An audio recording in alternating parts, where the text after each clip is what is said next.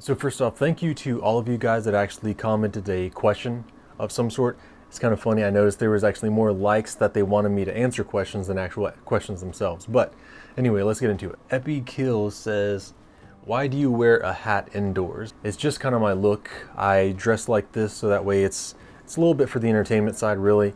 You know, you don't have to dress like, Indiana Jones to talk about cryptids and history and folklore.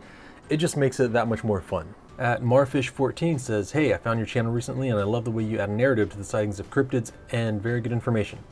It inspired me to write my own reports of quite unusual cryptids, which I'm making into a book someday. That's pretty cool. Would you be willing to talk about cryptids from places such as Brazil? I know there's quite some interesting folklore out there. Have a great day. So first off, you're gonna have to let me know when that book hits because it sounds pretty interesting.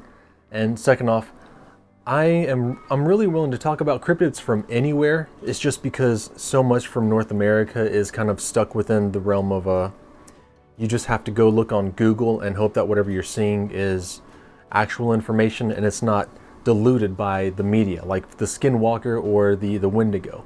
Those have been completely turned into things that they're not. So the stuff that I like to cover is just the stuff that's not covered in the correct way. But I'm really open to covering any kind of cryptid or mystery out there because you know where mystery lies. I'm just kidding, it's not the end of the video yet.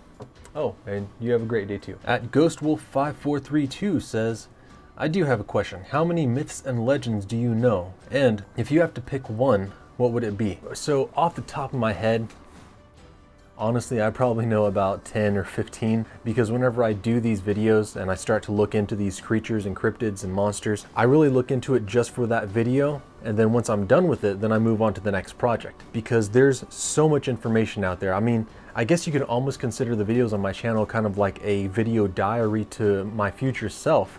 So that way, whenever I forget about something, I can go back and look into it. So off the top of my head, I don't know a lot of stories, but if they're brought to my attention, then I'll probably end up remembering the things that I've looked into. As far as picking one type of legend, that's a tough one because there's so many. Give me a minute. 6.5 hours later. So I'll do two different ones. When it comes to treasure, then I gotta pick the Leon Trabuco treasure because first off, it's one of my more popular treasure videos, but it's just so interesting, the entire story from start to finish. And when it comes to monsters, I probably got to say the Jokaloo, or Solkaloo is what I used to call it. I don't know the actual way to pronounce it because the Cherokee tongue, whenever you're speaking a word, sounds different from what it actually looks like. Essentially, the Cherokee Bigfoot is probably one of my favorite cryptids or favorite legends in general. Gonna jump around a little bit. If a woodchuck could chuck wood, how much wood could it chuck? Depends on the size of the woodchuck and on the size of the wood and the distance that it's attempting to chuck it.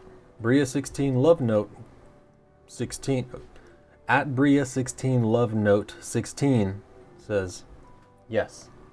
Thank you.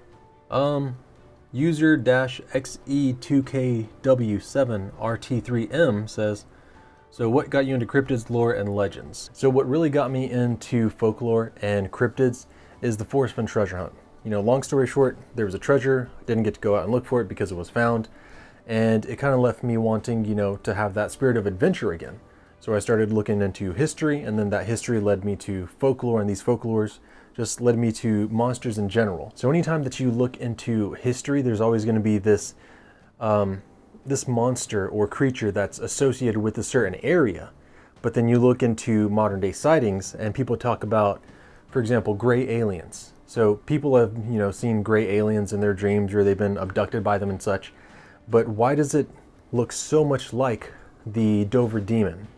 And why does the Dover Demon look so much like the Kentucky Goblins? So here you have three different legends and stories from three different people, all talking about a creature that looks incredibly similar.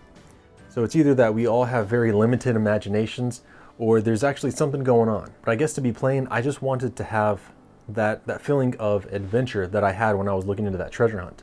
And when you start to kind of daydream about the possibilities of these things actually existing, it really does give you that spirit of adventure, thinking that anything's possible. Okay, it looks like he also said, also, if I were to send fan mail or something like that, would you have an address or a place for that? Well, first off, thank you. I did not think anybody would ever want to send me fan mail, but at the moment I don't have any place that, like a P.O. box, I don't have anywhere that anyone can send anything. But if you guys do want to send me fan mail, which is, I mean, I never thought that would happen, so again, thank you. But if you do want to send me fan mail, I guess just let me know down in the comments and I'll figure out a way to get a P.O. box set up so that way I can have it sent somewhere. But in more recent news, you guys can probably tell that there's something a little bit different about my setup. And I'm not going to get into this too much because all of this, the the laptop, the mouse, the magic mouse, might add, the keyboard and the microphone that I haven't even got set up, all of that is part of a future project that I paired with somebody. So I'm really excited about it. I've been working on it pretty hard, and it's going to be pretty interesting whenever I can finally get it started. But I just want you guys to know that there's going to be a lot to come from me, whether it be on this channel or another. And now there's probably a lot of you just thinking, well, Josh, what are you talking about, another channel? Well, I'm just going to leave you guys with that mystery, because where mystery lies, adventure awaits.